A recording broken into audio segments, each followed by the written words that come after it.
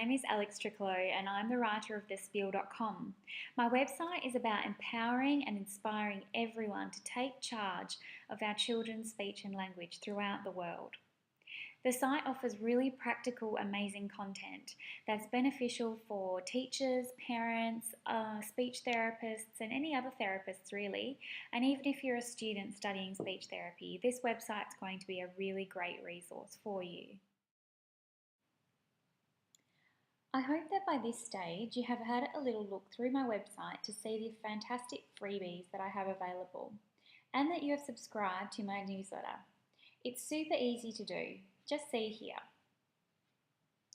I have a lot of new content that I'll be releasing over the next 6 to 12 months and beyond, including these easy to follow video tutorials, 5 blog posts per week, informational ebooks and school holiday packs, along with endless downloads.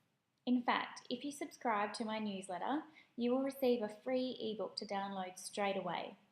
All of the content you see is written by me and based on my personal experiences from the past 6 years that I have been a speech pathologist, working together with children, families and teachers. So let's get on with it. On the website, you'll see that there is some downloads for developmental expectation charts, and they are based on the different areas that speech pathologists work with. So the one that I really want you to have ready for this tutorial and for all of the other speech tutorials is the one about speech sounds. The first page looks like this, and it's about the speech sound development of girls. What we know is that there tends to be a typical development of the speech sounds. And this is based on some research, a multitude of research that's happened over time. The second page is the boys' speech sound development, so you'll notice it is slightly different. There are some differences between the boys and the girls. And then we have some information about consonant clusters, so that's when we have 2 consonants side by side. And we also have the intelligibility ratings. Intelligibility is about how much do we understand of everything that a child is saying. And finally, there are some typical errors that children do make, and as speech pathologists we know about these and we expect children to make certain errors. If they're not making any errors, brilliant, that's perfect. But if they are, you might want to check this chart and just see whether they're age-appropriate errors or whether you can't see them and therefore you might need to see a speech therapist. So definitely have a look and download those ones. There is definitely a lot of variation in the development of children's speech sounds. So you don't have to stick hard and fast to these developmental guidelines. However, it is beneficial to have a look because if your child is severely delayed in their speech sounds and you're not hearing a lot of the sounds that they should be making, then it may be worth seeing a speech pathologist. So let's take a look at the general pattern of speech sound development. You will notice that children tend to start by developing sounds that are very easy to produce with their lips. This is definitely easy to understand if you think about babies and the babbling that you hear them do, like ma ma ma and ba ba ba. And we then also have some sounds that are made with the tongue using the front and the back of the tongue. So let's have a look at the general pattern of speech sound development. You will notice that children tend to start by developing sounds that are very easy to produce with their lips.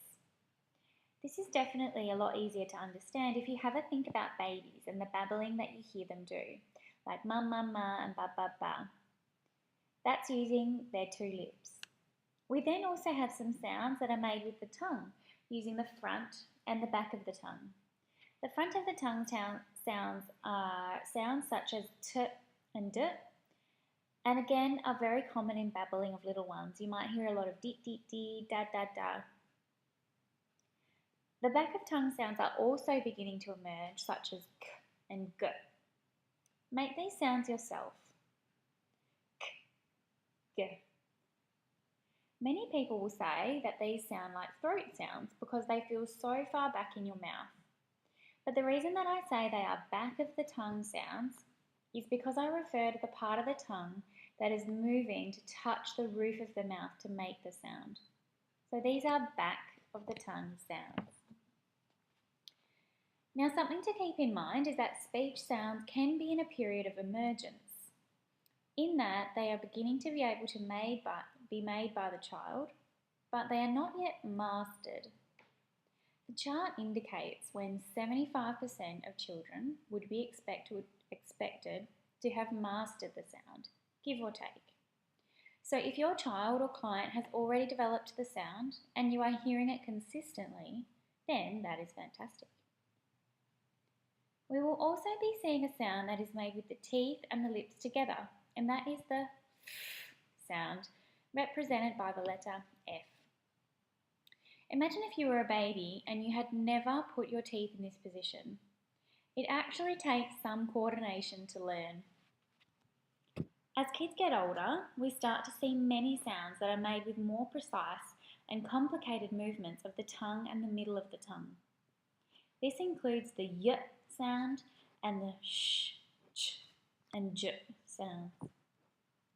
And we then see some really complex sounds occurring, including the l sound and the r sound.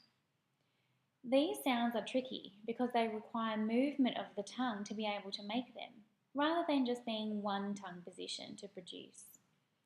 Have a go at making these sounds and see how your tongue moves. Can you describe it? Throughout this process, we also begin to hear that all of the previously mastered sounds become more and more mature sounding. If you think about development of kids, just as they become more accurate at throwing a ball and walking without holding on to things, they become more accurate and precise at making each sound and putting these sounds into longer and longer words. Finally, we see the development of a very complex sound, which is the TH sound. In English, this sound is produced by sticking the tongue between the teeth and blowing gently. On its own, this sound can be very easy to make, and many parents tell me that. But the important fact about mastery that I need to tell you is that we can only say a child has mastered a sound when they are producing that sound accurately all the time in all contexts, including on its own, in words, in sentences, and in conversation. This sound is particularly difficult to master, and some children are 8 when they master that sound. So, I want to talk a little bit more about mastery and really how difficult it is, and at the same time, how amazing it is that kids develop speech so rapidly.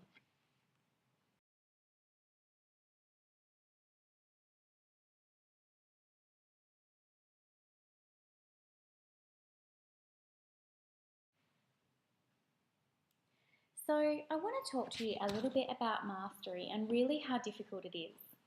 And at the same time, how amazing it is that kids develop speech so rapidly. So let's take a look at this sentence. Can I go to the park? This particular sentence has 13 sounds. If you have trouble knowing which letters correspond to the sounds, this is totally normal. Ask me through Facebook or email if you're interested. Imagine if a 3-year-old was saying this sentence. Fortunately, most of the sounds to make this sentence should be mastered, so they can say them in sentences. You can find this information if you have a little look on the developmental charts that I showed you at the beginning of the session. However, it is unlikely that a 3-year-old would have the TH, the F sound, for the word the. This means that this word might be pronounced incorrectly. They may say, can I go to the park? No matter how we try, no matter how hard we try, it may be too difficult to get some 3-year-olds to say this word accurately. And our brain might not even hear the error anyway, because it guesses what the word is. This is fine, and typically a speech pathologist wouldn't treat this sound in a 3-year-old anyway. What I do want to highlight is that there are 13 sounds, all with different ways of being produced, using different parts of the tongue, in quick succession with each other, and there certainly isn't any lovely spaces between the words when we say them like there is on paper. Try not to get too frustrated with your child when you can get them to say a word with the right sounds, and then it disappears when they start saying sentences.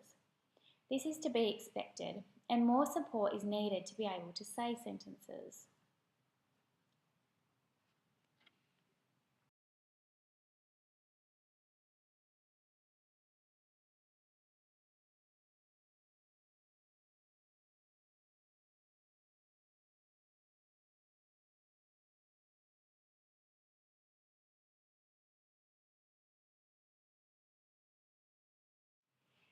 As I mentioned earlier, it is very common for us as speech pathologists to see kids with what we call typical errors, and we call these phonological processes. So there's lots of processes that children do at certain ages. Some children do them, others don't. If we see errors that are not typical, then we get concerned and we tend to recommend immediate speech therapy services. If we're looking at a sound that is not yet ready, they're not yet ready for in their development, then we might hold off on some speech therapy until we start to see whether the sound is emerging or not. Generally, if we see a speech error, like the one I just mentioned, where the sound might turn into a d or a f instead, this is a typical error for a 3-year-old. So I'm not going to be concerned because most 3-year-olds will tend to eliminate this error and begin to make the sound correctly. So it's a judgment call for each one, and that's why we use all of the information in the sheets that I've given you to make decisions about whether a child needs speech therapy or not. When speech pathologists begin speech therapy to target speech sounds, we tend to do some stimulability exercises first. So stimulability is seeing whether we can try some different techniques, sometimes using trial and error, to help the child to be able to make the sound. And this is typically done if we haven't yet heard the child make the sound. There is a wide variety of techniques, and all of the sounds have their own techniques. And the thing is that there is no magic formula. For each sound, there are multiple ways of getting the sound to be stimulable, but not all of them work for each child. So like I said, we do need to use some trial and error sometimes. And some of the techniques might be a little bit tricky depending on the age of the child and their intellectual abilities. Over the next 6 months, each of the video tutorials that I do with you will be about a different speech sound, and I'll go through the stimulability techniques that I know for those sounds that I know work. If you are a parent, you might find it really beneficial to give some of the stimulability exercises a go at home, especially if you are on a waiting list for speech therapy services and you just want to do something fun in the meantime. The only thing that I ask is that you really take into consideration all of the information in this video and in all the other videos that you'll see. This is because it's really important that you make the right choices about which sounds you're going to be doing with your child, especially if you haven't yet seen a speech pathologist. Next week's video will be all about the different mouth parts that we use to make each speech sound. And we're also going to have a look at the crazy looking alphabet that we use as speech pathologists and many other professions to write the sounds that we hear and that we expect in children's speech sounds. This will be a really good refresher for students, and it will also be a really good introduction for anyone who hasn't seen the phonetic alphabet before. I hope you enjoy the video tutorial series.